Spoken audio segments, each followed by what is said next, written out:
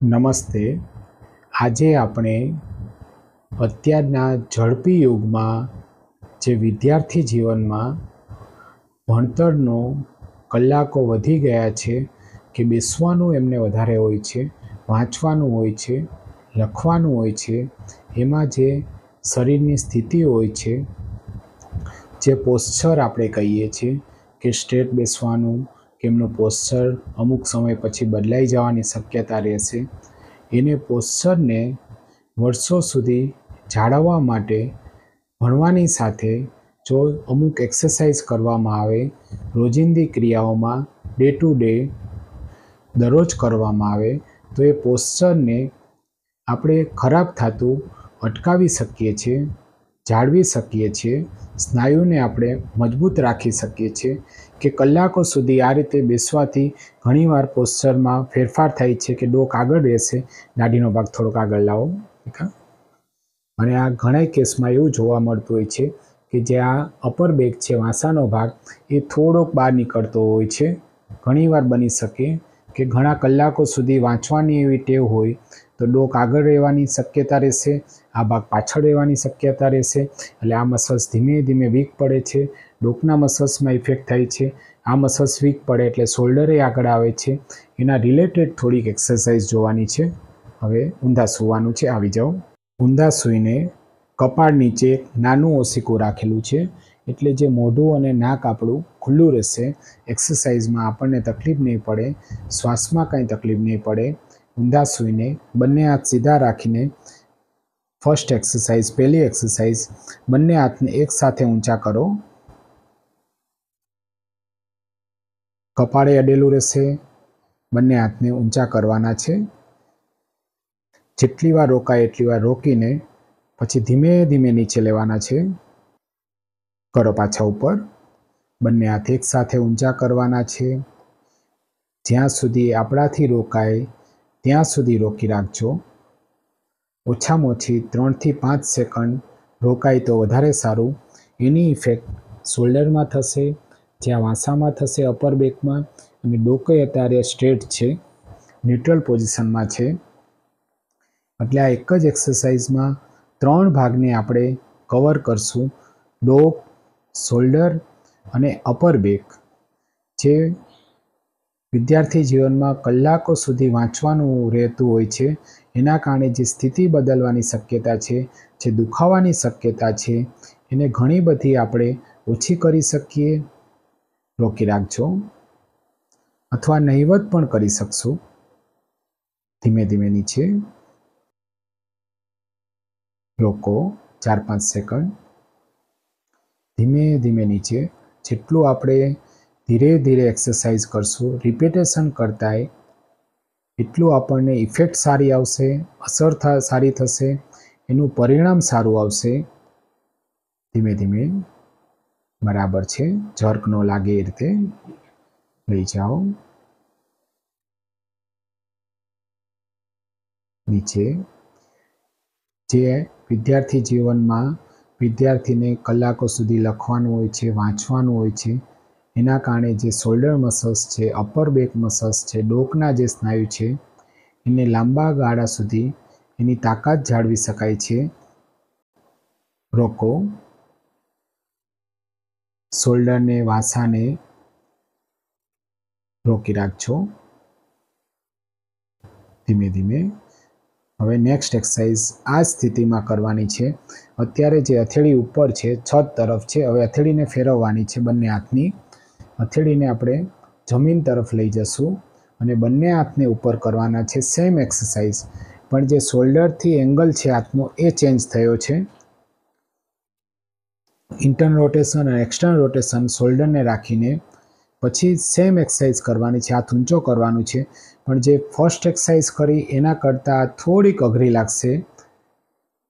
રોકી રાખજો 2-4 સેકન્ડ, જ્યાં સુધી તે રોકી શકો ત્યાં સુધી રોકો. ધીમે ધીમે નીચે લેવાનો છે. એટલે જે શોલ્ડરના જે મસલ્સ છે, જે વાંસાના મસલ્સ છે, ડોક એકદમ ન્યુટ્રલમાં છે. યસ. રોકો. ઘણા સારા એની સ્ટ્રેન્થ જળવાઈ રહેશે, એમાં નબળાઈ નહીં આવે, પોસ્ચરમાં લાંબા ગાળે ફેરફાર નહીં થાય, કલાકો સુધી બેસવાથી એનું કાઉન્ટર બેલેન્સ જળવાઈ રહેશે.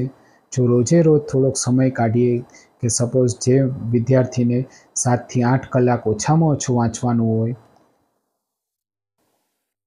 જેટલા કલાકો સુધી બેસવાથી જે આપણી શરીરની સ્થિતિમાં, આપણા સ્નાયુમાં, આપણા સાંધામાં ફેરફાર થાય છે, રોકી રાખજો. ધીમે ધીમે જ કરજો. જેટલી આપણે ઝડપ કંટ્રોલમાં રાખશું એટલું આપણને રિઝલ્ટ સારું મળશે. જે કલાકો સુધી જેમને વાંચવાનું, લખવાનું હોય છે, એમનું કાઉન્ટર બેલેન્સ થોડોક સમય કાઢવાથી, રોજે રોજ થોડોક સમય કાઢવાથી ઘણું બધું સારું રહેશે, ઘણું બધું કરેક્ટ રહેશે. ભવિષ્યમાં પણ વર્ષો સુધી ફાયદો થશે. વર્તમાનમાં તો ફાયદો થવાનો જ છે, પણ ભવિષ્યમાં એમને વર્ષો સુધી ફાયદો થશે. રોકી રાખજો. ધીમે ધીમે નીચે લઈ જાઓ પાછું. હથેળી નીચે રાખીને જ રોકી રાખજો. કે વર્ષો સુધી એમને એટલો જ ફાયદો થશે પોસ્ચરમાં. વિદ્યાર્થી જીવન પૂરું થઈ ગયા પછી કદાચ એમની જોબ એવી આવશે કે કલાકો સુધી બેસવાનું છે કોમ્પ્યુટર સામે, બીજું ઓફિસ વર્કમાં, તો એ જે અત્યારથી વિદ્યાર્થી જીવનમાં જ એમના મસલ્સ વીક નહીં પડે, તો ભવિષ્યમાં એટલો એમને જ ફાયદો થશે. એનું કાઉન્ટર બેલેન્સ જળવાશે. રોકી રાખજો. અને આ એક્સરસાઇઝ સાથે સાથે જો આપણે શારીરિક ક્ષમતા સાથે આપણને માનસિક શાંતિ મેળવવાની હોય, તો આપણે એક્સરસાઇઝ કરતા હોય તો આપણે ભજન, સત્સંગ, ગમે તે જે પણ આપણને યોગ્ય લાગે એ ધાર્મિક કોઈ પણ ગીત છે, સોંગ છે, જો એ ચાલુ રાખીએ, પ્રાર્થના ચાલુ રાખીએ, તો જે શારીરિક ક્ષમતા તો વધવાની જ છે એક્સરસાઇઝથી, પ્લસ એનાથી માનસિક શાંતિ પણ આપણને મળશે શરીરને. લઈ જાઓ દીકરા. રોકી રાખજો. સાવ ધીરે ધીરે. બંને હાથને આગળ લેવાના છે, કોણીમાંથી વાળો, બંને એકસાથ. બરાબર છે. ખભાની નીચે અંદાજે આપણું કાંડું હથેળી આવશે. હવે બંને હાથને એકસાથે ઊંચા કરવાના છે આ સ્થિતિમાં. બરાબર છે. એટલે જે શોલ્ડરથી જ્યાં હોરિઝોન્ટલી જે આપણું કાંડું શોલ્ડરના લેવલ સુધી આવે ત્યાં સુધી કોણી એક લેવલમાં આવશે, ત્રણેય જોઈન્ટ એક જ લેવલમાં આવશે. અને જે સ્કેપ્યુલર મસલ્સ છે, પાછળના મસલ્સ છે, સ્કેપ્યુલર રિટ્રેક્ટર, એડક્ટર, એ કોન્ટ્રાક્ટ થશે. શોલ્ડરની સ્ટેબિલિટી પ્લસ સ્કેપ્યુલર સ્ટ્રેન્થનિંગ એ સારી એવી મળશે આમાં. રોકી રાખજો. 2-4 સેકન્ડ રોકી અને કપાળ નીચે જ ઓસીકવું છે, એટલે જે શ્વાસ લેવામાં મોઢું આપણે વચ્ચે વચ્ચે ખોલી શકશું, શ્વાસમાંય કાંઈ પ્રોબ્લેમ નહીં થાય, નાકય ખુલ્લું રહેશે. રોકી રાખજો. ધીમે ધીમે નીચે. બરાબર છે. બંને હાથની એકસાથે કરવાથી આપણી જે શરીરની જે સિમેટ્રિકલ પોઝિશન છે એને આપણે જાળવી શકશું. સપોઝ એક હાથની આપણે કરવા ઈચ્છીએ, વિચારીએ, તો જે આપણું શરીરનું જે ડેવિએશન છે એના ચાન્સ રહેશે કે શરીર આપણું એક સાઈડ કદાચ નમી શકે. પણ બંને હાથથી એકસાથે કરશું તો જે આપણો શરીરનો એંગલ ચેન્જ થવાની કોઈ શક્યતા નહીં રહે. રોકી રાખજો.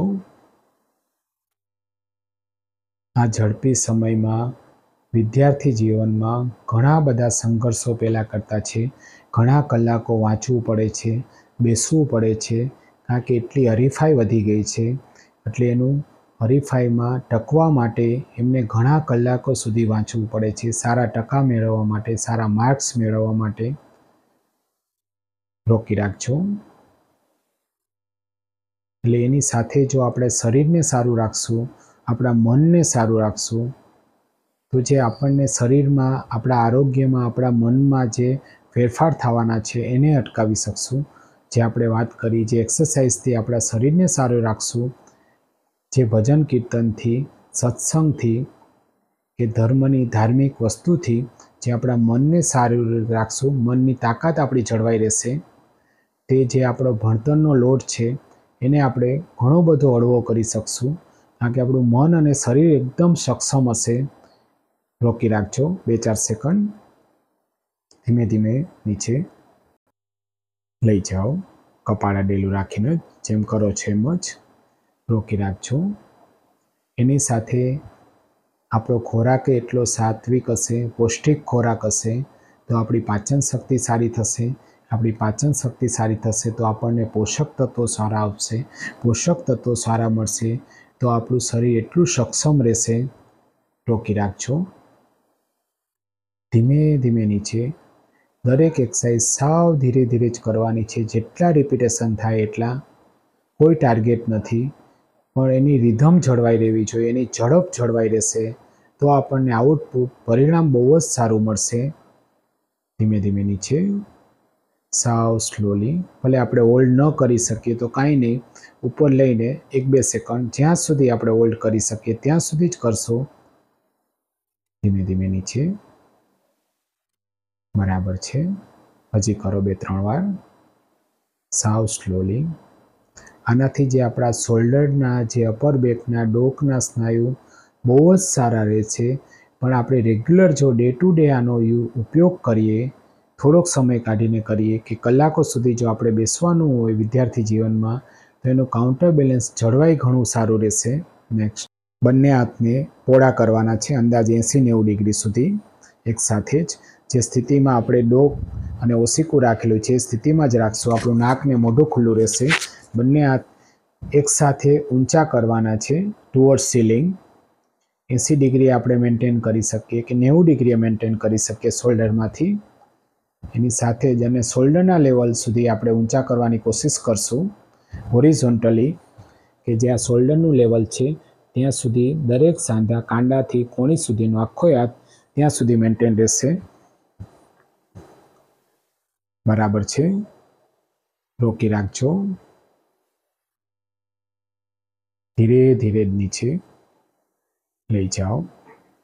આપણે કલાકો સુધી વિદ્યાર્થી જીવનમાં જેમને બેસવાનું હોય, લખવાનું હોય, એમના માટે ઘણું પણ અસરકારક છે કે આપણા હાથના જે સ્નાયુ સારા રહેશે.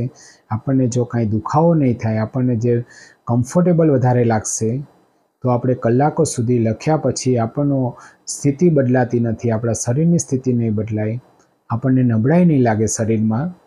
ધીમે ધીમે નીચે. જ્યાં સુધી રોકાય ત્યાં સુધી રોકી રાખજો. ધીમે ધીમે નીચે. જે શોલ્ડર, અપર બેકના મસલ્સ કોન્ટ્રાક્ટ થશે, પાછળના બેક મસલ્સ જે કલાકો સુધી બેસવાથી એ મસલ્સ ઉપર ટેન્શન વધે છે, ખેંચાયેલા રહેશે, એનું વિરુદ્ધ દિશામાં કામ થાય છે. અત્યારે ઊંધા સૂઈને જે વર્ક થાય છે. ધીમે ધીમે નીચે. એટલે એની તાકાત વધશે, એનો સ્ટ્રેન્થ વધશે, એનો કંટ્રોલ વધશે. તો એ આપણે દિવસે જ્યારે પણ કોન્શિયસ થાય ત્યારે કલાકો સુધી બેસવાનું હોય તો વચ્ચે વચ્ચે આપણું પોસ્ચર કરેક્ટ કરવાની, થોડીક આપણને જ્યારે એડજસ્ટમેન્ટ થાય, જ્યારે યાદ આવે ત્યારે આપણે સ્ટ્રેટ કરી શકું. એનાથી ને ઘણું મેન્ટેન રહેશે. રોકી રાખજો. રોકી રાખજો. બરાબર છે. ડોકનો ભાગ નીચે રાખીને જ મોઢું અને નાકને એકદમ રિલેક્સ રાખવાના છે કે શ્વાસમાં આપણને પ્રોબ્લેમ ન થાય. એ રીતે નીચે જગ્યા મળશે એટલે કપાળ નીચે ઓસીકું રાખેલું છે. અધરવાઇઝ આપણે માથા નીચે ઓસીકું રાખી શકીએ, પણ કપાળ નીચે ઓસીકું હશે તો નાકને મોઢું નીચે ગાડલાને અડશે ને થોડીક જગ્યા રહેશે. રોકી રાખજો. ધીમે ધીમે નીચે. એટલે આ આપણે એક્સરસાઇઝ જોઈ જે વિદ્યાર્થી જીવનમાં જે કલાકો સુધી બેસવાનું હોય છે, લખવાનું હોય છે, એના કારણે જે સ્થિતિ બદલાય છે. ઘણીવાર ડોકના મસલ્સ નબળા પડવાની શક્યતા રહે છે, ખભાના મસલ્સ નબળા પડવાની શક્યતા રહે છે.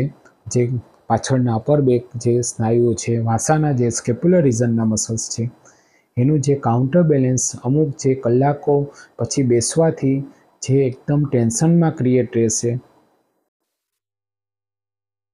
કે જે ખેંચાયેલી સ્થિતિમાં રહેશે, એ આ એક્સરસાઇઝમાં કોન્ટ્રાક્ટ થાય છે, મસલ્સની પાવર વધે છે, સ્ટ્રેન્થ આપણે વધારી શકશું. એટલે વર્ષો સુધી, કલાકો સુધી બેસવાનું થશે તો પણ એની જે આડઅસર છે એને ઘણી બધી આપણે અટકાવી શકશું. આપણી સ્થિતિ વિદ્યાર્થી જીવનમાં જે અમુક જે સેકન્ડરી પછી હાયર સેકન્ડરી, ગ્રેજ્યુએશનના જે કોર્સ હોય છે એમના કલાકો સુધી, વર્ષો સુધી બેસવાનું હોય તો એ સ્થિતિને આપણે મેન્ટેન કરી શકશું. જે એમના સ્નાયુઓ છે એ નબળા નહીં પડે, એનું કાઉન્ટર બેલેન્સ જળવાઈ રહેશે. આ વિડીયોમાં આ જે વિદ્યાર્થી જીવનમાં જે શારીરિક ક્ષમતા વધારવાની સાથે સાથે જે સ્પિરિચ્યુઅલ મ્યુઝિક સાથે આપણે કરશું તો જે માનસિક શાંતિનો પણ આપણને અહેસાસ થશે. એટ અ ટાઈમ આપણે બંને શારીરિક અને માનસિક બંને તરફથી આપણે રિલેક્સ થઈ શકશું. આ વિડીયો સાંભળવા જોવા માટે ખૂબ ખૂબ ધન્યવાદ. Thank you very much. જય ભારત, જય હિન્દ.